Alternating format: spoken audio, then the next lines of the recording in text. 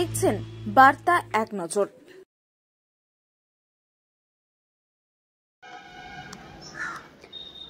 বক্রেশ্বর নিম্ন বুনিয়াদী বিদ্যালয়ে স্বাধীনতা দিবস পালন।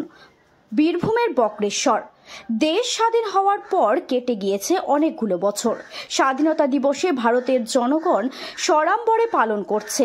গেরুয়া, সাদা, সবুজ চাঁদোয়ার ছাওয়া আশ্রয় পাবে আপামর ভারতবাসীর মন। দিকে দিকে পতাকা উত্তোলন হচ্ছে, প্রতিটি জায়গায় বাজছে দেশাত্মবোধক গান, স্মরণ করা হয় বীর বিপ্লবীদের।